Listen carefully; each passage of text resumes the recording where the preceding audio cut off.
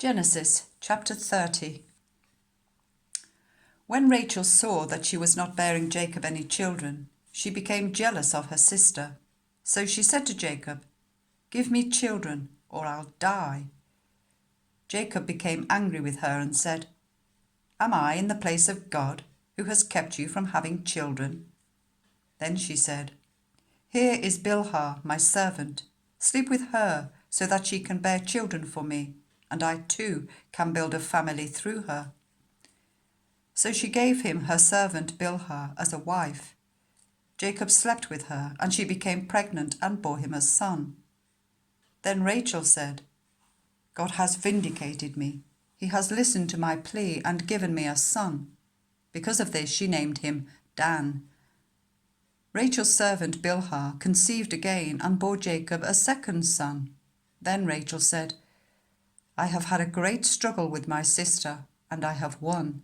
So she named him Naphtali. When Leah saw that she had stopped having children, she took her servant Zilpah and gave her to Jacob as a wife. Leah's servant Zilpah bore Jacob a son.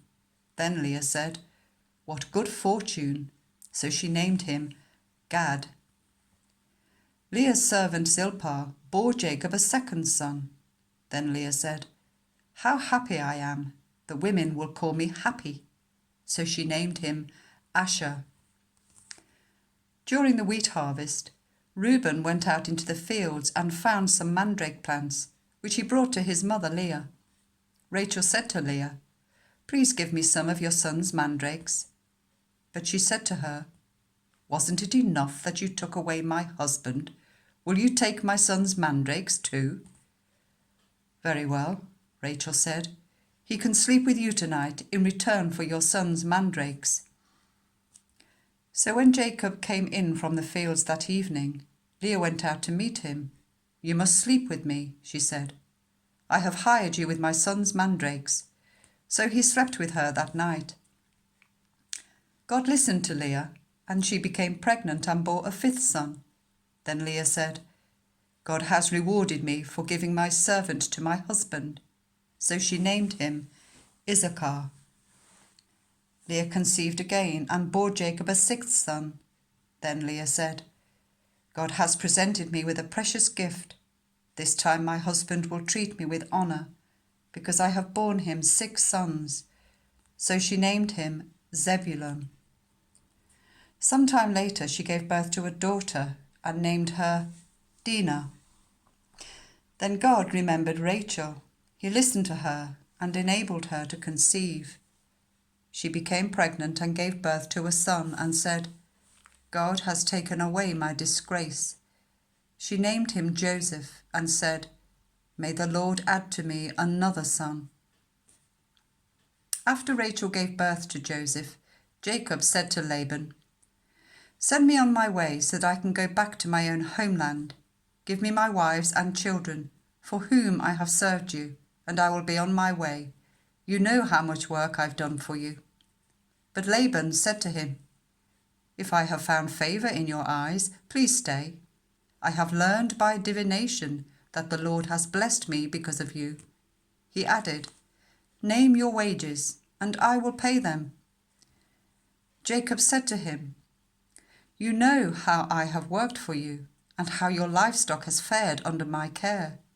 The little you had before I came has increased greatly, and the Lord has blessed you wherever I have been. But now, when may I do something for my own household?" "What shall I give you?" he asked. "Don't give me anything," Jacob replied. "But if you will do this one thing for me, I will go on tending your flocks and watching over them. Let me go through all your flocks today and remove from them every speckled or spotted sheep, every dark-coloured lamb, and every spotted or speckled goat. They will be my wages, and my honesty will testify for me in the future whenever you check on the wages you have paid me. Any goat in my possession that is not speckled or spotted, or any lamb that is not dark-coloured, will be considered stolen." "Agreed," said Laban. "Let it be as you have said."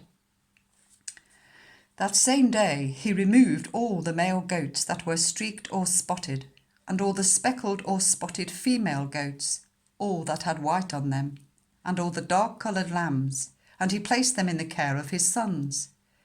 Then he put a 3-day journey between himself and Jacob, whilst Jacob continued to tend the rest of Laban's flocks.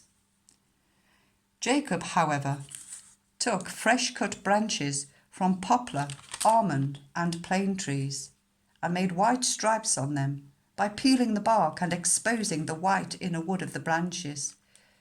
Then he placed the peeled branches in all the watering troughs, so that they would be directly in front of the flocks when they came to drink. When the flocks were in heat and came to drink, they mated in front of the branches, and they bore young that were streaked or speckled or spotted. Jacob set apart the young of the flock by themselves, but made the rest face the streaked and dark-coloured animals that belonged to Laban. Thus he made separate flocks for himself, and did not put them with Laban's animals. Whenever the stronger females were in heat, Jacob would place the branches in the troughs in front of the animals, so that they would mate near the branches. But if the animals were weak, he would not place them there. So the weak animals went to Laban, and the strong ones to Jacob. In this way the man grew exceedingly prosperous, and came to own large flocks, and female and male servants, and camels, and donkeys.